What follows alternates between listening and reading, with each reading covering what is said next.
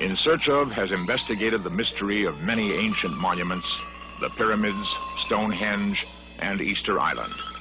A solution to these puzzles may be concealed in Florida's Coral Castle. This monumental structure was created by one man with his bare hands in the 20th century. What strange forces created this castle of secrets?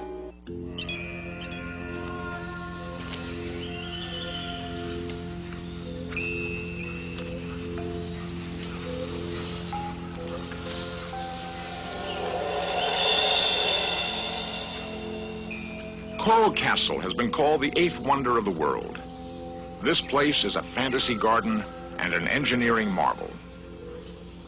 The blocks are cut and set with great precision, locked without mortar. At 30 tons, the greatest single stone in Coral Castle is twice as massive as any in the pyramids. Here are massive megaliths, huge astrological symbols, and structures whose purpose is a total mystery. Surprisingly, 25 miles away is cosmopolitan Miami. Coral Castle was built not in ancient times, but in the 20th century. Most curious of all, Coral Castle was built in secret by one man, Edward Leedskalnin, a frail little hermit. With no modern machinery and with no help, he somehow hand-carved and lifted every single block, a total of 3 million pounds.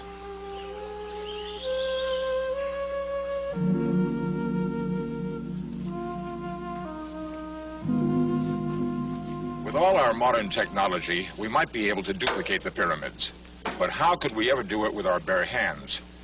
Dreamers beyond the fringe of science have postulated a long-lost art of harnessing anti-gravity. It seems incredible, but Ed Leedskalnin may have rediscovered these ancient secrets. Let's look at his life story. The mystery of Coral Castle began in rural South Florida just after World War I.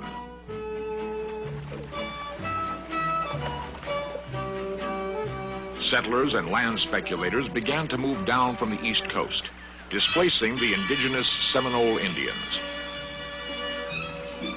The newcomers found a humid, sprawling tropical land, full of mosquitoes and opportunities. The great Florida land boom was on. In 1919, as recreated here, a real estate man named Moser was scouting land along back roads near the Everglades. He spotted a stranger. At first, he thought it was a boy and was surprised to encounter a very small grown man. The stranger couldn't weigh more than 90 pounds. Moser, always friendly, offered a ride. The little man introduced himself, Edward Leedskalnin. Recently immigrated from Latvia, he said with a smile. Was searching this part of Florida for a specific plot of land. Moser realized the little man had advanced tuberculosis.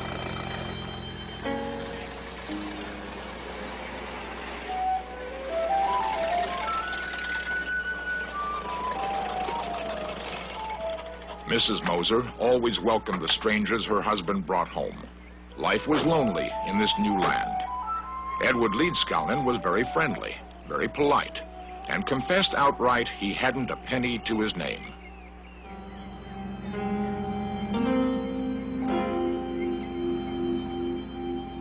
The Mosers selflessly took young Ed into their home and nursed him back to health.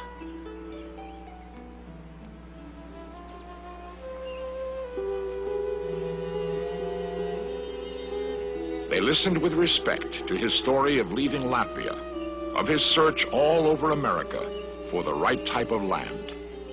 I'll know when I find it, he said.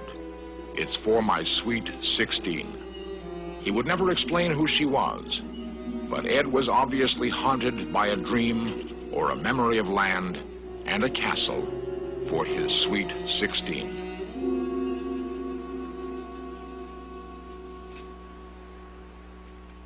As soon as he regained his health, Ed continued searching the backcountry. Crazy Ed and his rusty bike became the butt of many local jokes.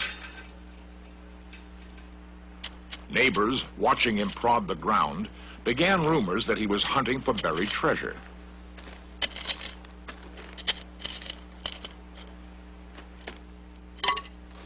Ed always rejected the good farmland. When people wondered why, he only smiled.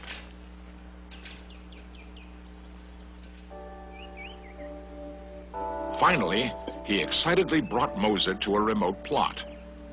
Moser was astounded, for Ed had unerringly located the worst acre in the state. It was all bedrock, right up to the surface. You couldn't plow it, you couldn't farm it. Moser gladly gave a small section to his friend.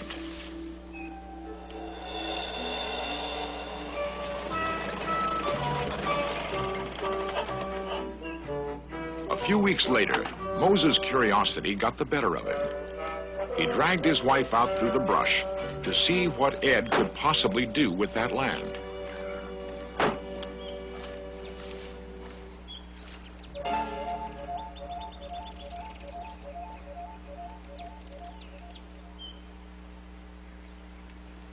They couldn't believe their eyes. Ed had somehow cut a 10-ton block of solid coral right out of the bedrock and hoisted it into the air. As they nervously approached his flimsy tripod and the block which could crush them in an instant, they realized there was something more than craziness in Ed. How did he do it? Ed smiled and said, "It's not difficult, really. The secret is in knowing how." Why did he do it?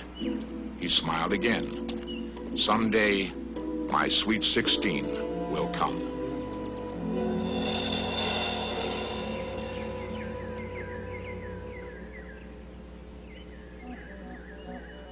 Working alone, he cut more blocks. All the locals had to visit and gape at this accomplishment.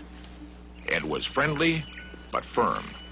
He would never tell his secret techniques, and he would always stop work when people came near.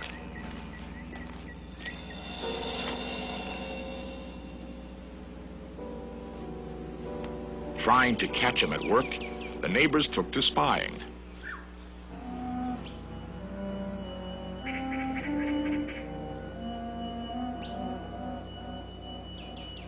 Some people swear they saw the rocks move. Ed could somehow sense their inquiring gaze. He would simply stop working and patiently wait until they gave up trying to discover his secrets.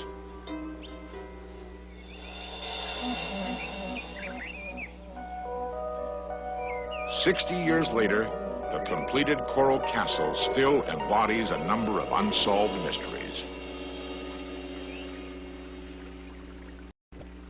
Francis Wilson. This block weighs 9 tons. It's just one piece of rock. See what you can do with one hand?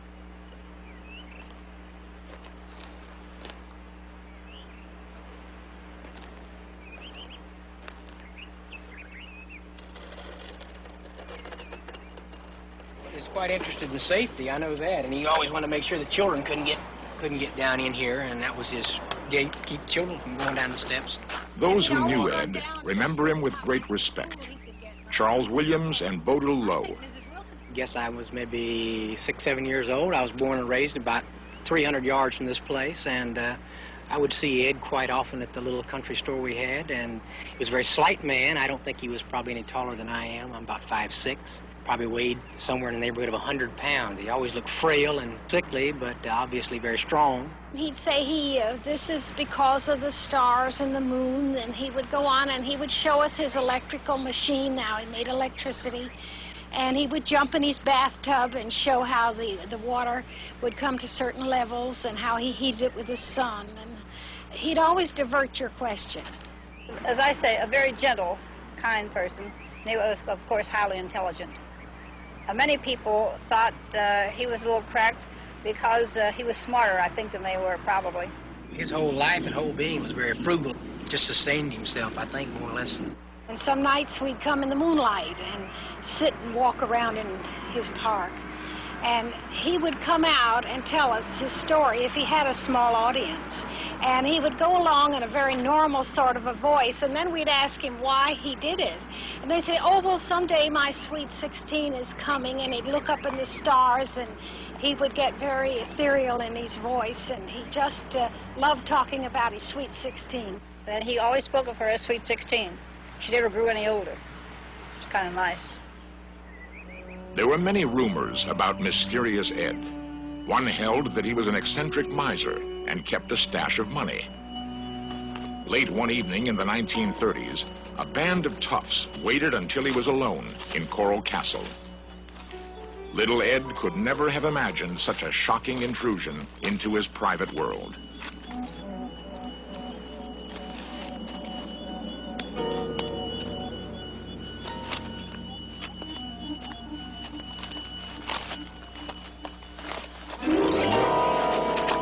The attack prompted the most extraordinary feat of his life.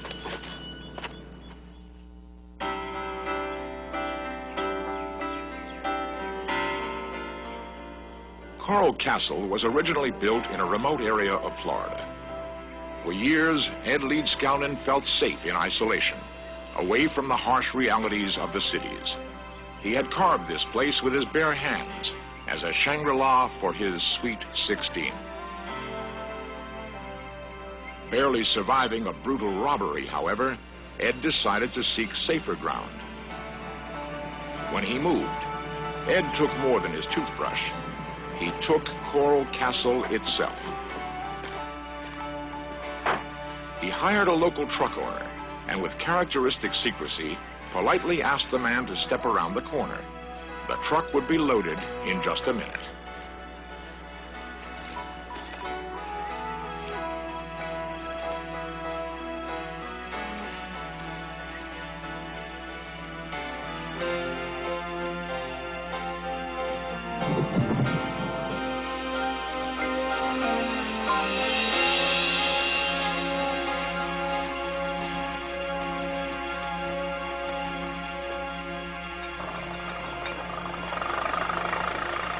Piece by piece, Ed moved all 3 million pounds of rock 10 miles to its present location near Homestead, Florida.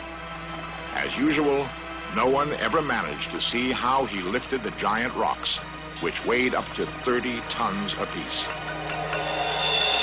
How did he do it? There are many theories. 60 million years ago, this was all of South Florida. Thousands of miles of living coral reef. The rock which he used, fossil coral, may have internal forces which only Ed understood. A huge brain coral seems almost conscious, perhaps contemplating ancient secrets. Living coral constructs its own undersea castles. Forces deep in the earth fuse dead coral into oolite, a dense, strong organic rock. And most of South Florida has little topsoil over this bedrock. We asked the men at a rock quarry to try an experiment, to cut and lift a giant block of oolite. With diamond-tipped power saws, the cutting alone took several hours.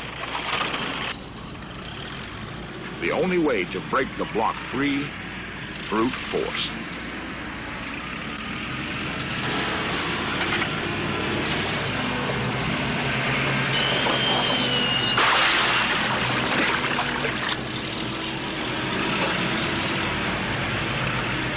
Then the test. Could they detect any unusual buoyancy in the rock itself? Using a 600 horsepower crane, could they lift the rock?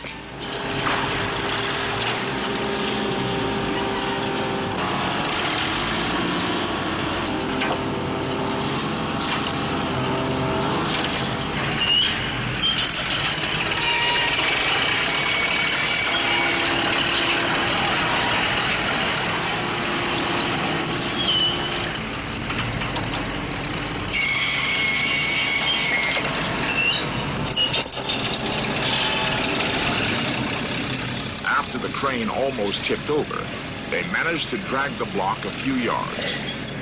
What modern equipment would it take to duplicate Coral Castle? It couldn't be done. Charles Valois comments.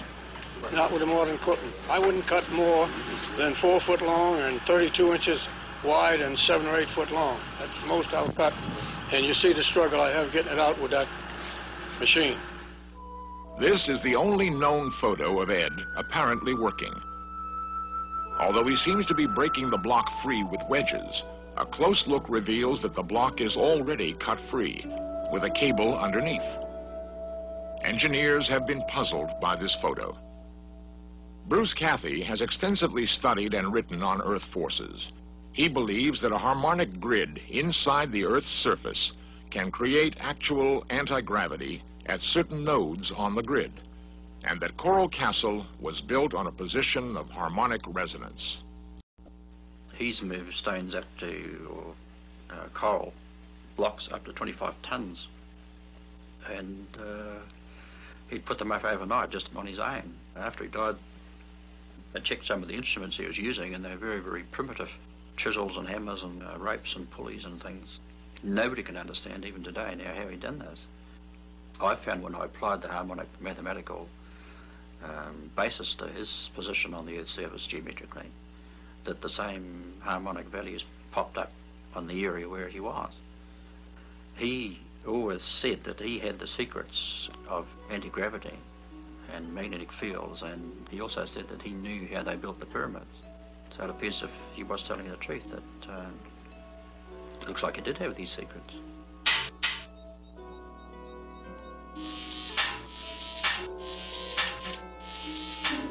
Ed performed many strange experiments with magnetism, although he had no source of conventional electricity. He hinted to neighbors he was on the verge of a monumental breakthrough and published his preliminary results. His book, however, is as incomprehensible as Einstein's unified field theory. Just as Ed always worked in secret, he also preferred to take his own photographs, posing in his one suit with a self-timed box brownie.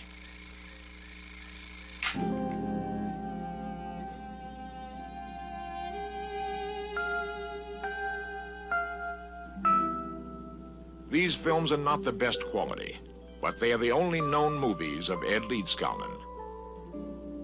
They were discovered in 1980 in the back of a closet.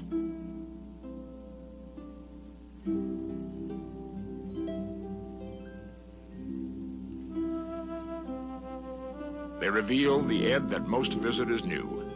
Animated, friendly, a simple man.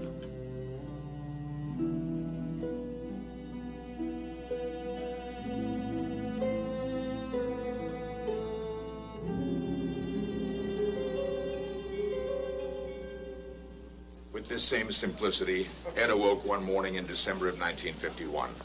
He put on his one suit, hopped a bus, and checked into Miami's county hospital. The doctors were appalled to find him near death from malnutrition. For a while, he rallied under their care, and then died quietly in his sleep.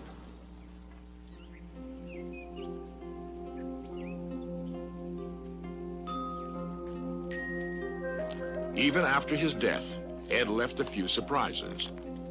Neighbors guarded the grounds until authorities could make an official investigation.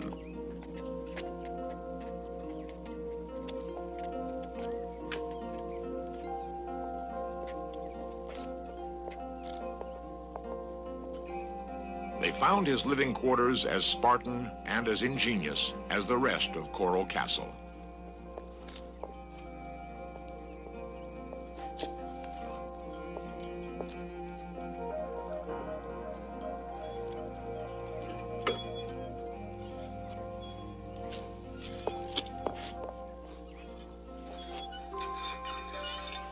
They also found $3,800 in crisp $100 bills and what resembled a treasure map. All attempts to follow the directions on the map were futile. Nothing seemed to correspond to our normal three-dimensional geometry. Ed left many mysteries, a lot of money, and a castle for his sweet 16. Was she a real person, or was she a dream, an ideal of all that is good? This guy built this place with the same technology that they used to build the pyramids. He knew it. That's him. This dude is tiny. He did this all by himself. These are enormous blocks of coral. This is phenomenal. Like I said, you're not supposed to be videotaping. But allegedly, these are the tools that he used. This guy did this all by himself. That's a trip. Edward knew the secrets of the pyramids. That's a fact. He did this all with 3 pieces of wood and a black box. He did it only at nighttime. It's pretty amazing shit.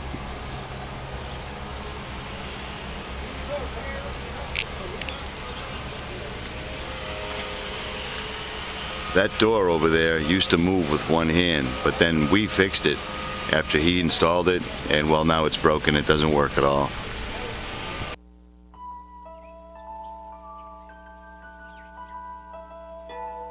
Children love to visit Coral Castle. They instinctively respond to the childlike sense of play, which is so magnificently sculpted here. In his life, Edward Leedskalnin carved and lifted over 3 million pounds of rock. Yet there is one small stone, weighing 50 pounds, which he never managed to lift. Ironically, on both sides of his simple grave in Miami are the graves of 2 little children.